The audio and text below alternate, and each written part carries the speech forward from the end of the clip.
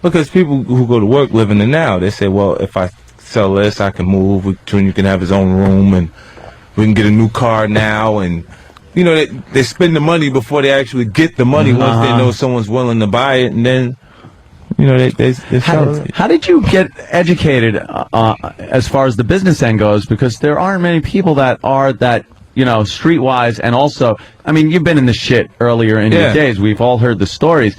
When did that happen where you know, now you're talking fucking like stock options and shit? Well, it's a lot of new information coming at the same time, but if you've always actually wanted those opportunities and didn't have the finances or generate the interest that allow you to be involved in those deals, when the opportunities come, you absorb it and you learn. Like, right, New York City is a million. When the nighttime comes on, every light is representation of a great idea that has no finances to support it. Yeah. Wow. Could you say that again? Because I'm completely lost. I said tonight, when the sun goes down, every light in New York City is representation of a great idea that doesn't have finances to support it. So a lot of people have good ideas. They just don't have the finances or the energy around them to make someone else come in and actually support it. With the finances. You know, there's a chance. You're taking obviously a chance with your backing with the money. Yeah. But then you got to make kind of an educated choice. If you want to invest in something. The vitamin water was a great idea. That's not just all 50 cents. See, the public just sees me, but they don't see my attorneys.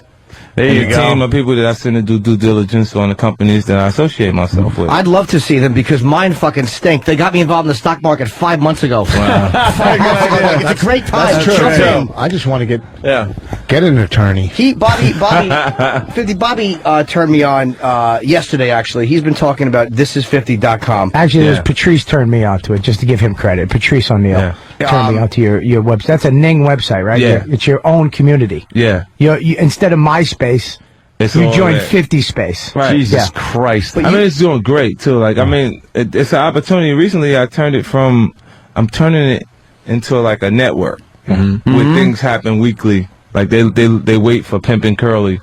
Then the following week, it's a new episode. Like, because Rick Ross, like, I don't get anything out of going back and forth with an artist that haven't established themselves as a creditable artist to begin with. But I feel like if I don't compete with artists that challenge me, that I'm feeling like I'm above the actual culture. Well, can we tell what people what the Rick Ross thing is, too? Because there's like a conflict with another rapper, and Bobby turned me on. What you did was what everybody would want to do. Right. The guy was, I guess, what was he, just shit-talking you for nothing? Yeah, he just came pretty much because the album's going to come. He looked for additional publicity by, you know, saying different things. And then he called me Curly. And when you call me Curly, it's like, you know, like Mo, Larry, and Curly. Call me Curly. I said, well, the F would do that. I created this character. Don't called call me Pippin, Shimp, motherfucker. Curly. You know, and then I started creating these webisodes that happen every week, and it's generating millions and millions of hits. But you're really embarrassing him because this guy came out and it was I guess you started something. Yeah. So what you do is you come on and you go, I'm gonna fuck up your life, and which is really gonna be unpleasant to hear. But the seriousness where you went, you know what? Nobody tells. I have no bosses, and I've decided. You actually made a decision to do it, to fuck up. You said, I'm gonna fuck your life up. Because I'm saying to you right now, I have 90% of my project completed. Only reason why it's not 100% completed is because I have to wait for Dre to be complete what he's doing with M in Detroit before I can have him to focus on everything else to mix the last few pieces of my actual album. So M's album will end up coming out first now because he'll be done by the time I get my hands on Dre. Right. So I make good music away from him, but when me and Dre are together, it's something organically it happens that I want to see happen on this project. So I'll wait. I'll be patient. So while you do that, this guy decides to jump out there at a time that I have idle time. I will fuck you up. I will sit there and figure out how to fuck your life up. Now you got time to give it a little thought. He said I have disposable cash to fuck another human being's life up. That's crazy. Like, I mean, you picked the wrong time. Bad timing. So if you had stuff to do, you'd be like, you'd let it go. Yeah, but I tapped him and just kept it moving. But now I'm gonna beat his ass. Jimmy, get into what he did. It's not. This is amazing. It's the stuff you'd want to do because immediately you think like, all right, there's two rappers going at it. There's gonna be a problem. Yeah. This is just embarrassing shit. He takes the guy's ex-girlfriend, the mother of the guy's son's mother, flies her in and takes her and her girlfriend out on a shopping spree. They he wasn't doing it. He wasn't doing it. Somebody got to do it.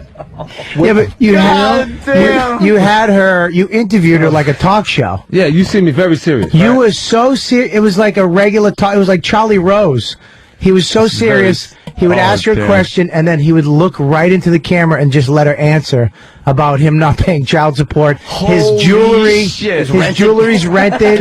Yeah, he loves this. This guy's a jerk. I mean, see before to the highest level. Like I've seen a lot of guys to the highest level. Like this guy's the biggest fraud we've seen thus far. Like if you go from, the guy is a correctional officer, and he writes from the perspective of the biggest drug dealer in Miami. Now we know Miami is a port when it comes through there, and we know how people like the way they love Scarface. His infatuation with that got him. He done created this new character. Actually, the guy name that he took, Rick Ross, Freeway Rick, he gets out next month. 18 years. You know he's gonna be knocking on his door like. Take my name, motherfucker. Yeah. And you're a correctional officer and you decide to stop working corrections in order to go rap as if you're the biggest drug dealer in Miami. But you had a photo of him. You had a photo of him when he got his diploma as a corrections officer, shaking this old white woman's hand, and he's got the biggest shit-eating grin, like I did it, Mom. I did it, Mom. But he doesn't. He doesn't fit in his outfit either. It's amazing. I mean, didn't he had the nerve to say I don't dress good? I think I dress good. No one in here is going to argue. We're not gonna argue. Don't you worry. He said I didn't dress good. And then he mentions Gucci, Mr. Fendi, all of these high-end brands. When we know that they got European cut, he can't fit in none of that shit. He got to shop in big and tall. You understand what I'm saying? Like, he had a picture of his mom too. That was fucked up. He actually said he had a picture of him with his mom, but it was one of those photos they were eating. They just were eating at a table, and he's clumps. Yeah, the clump. He goes, look, he looks like the Nutty Professor.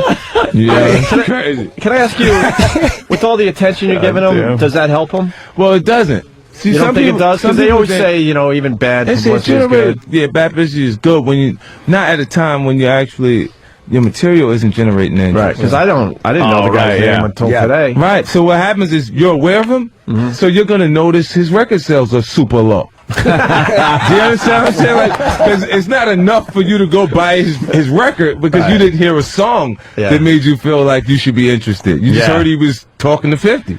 So at the end of the day, like the record sales come in and they go, wow, so you really suck. You sold like 30,000 records. Wow. Get out of here. Now with shit like this, pulling stuff like that, obviously, especially from past events and things that have happened, you gotta kind of be concerned that somebody's gonna snap and take a shot at you. Ever since Biggie and Tupac had their issues, it altered the entire art form. Yeah. Because hip-hop is the competitive nature of the art form, it always had battling as a part of the culture. You know what I'm saying? And if you got someone that isn't intelligent enough to draw lines, then we're in danger. Yeah. You see what I'm saying? Like, if you got people that cross those barriers in that spaces, then you got issues. But do you know people that, you could completely fuck with and they won't do anything? And then do you know other people that it's like, you better, this guy will fucking this is the guy shot at me. You're the guy really do that one. You fucking idiot. What are you talking about? Unlimited expenses. You've been shot. I mean, it's you get to talk to many people who have actually, who for all intents and purposes shouldn't have made it. And you got shot more than once. Yeah. And here you are, and you do $100 million with Vita. It's like, do you ever look at your life and go like, why the fuck did this happen? Or how is this? I know that I'm crazy, right? Because I know that I convinced myself that these things were going to happen long before anything came to pass. So, like, my grandparents look at me like, okay, we understand now, but I was absolutely crazy to them. Like I got shot. I came back. I lost my record deal, everything. I'm not at Columbia anymore, and I'm by the radio mumbling. Wait, did Columbia just pull the deal because they just thought it was didn't bad to be talk to involved? me anymore. Okay. Like after that, I got shot. So I was like, I'm by the radio mumbling, but what I'm mumbling is, get rich or die trying. You see what I'm saying? So to my grandparents at that point, while I'm there, it's like, poor baby, you know, he had a shot at it.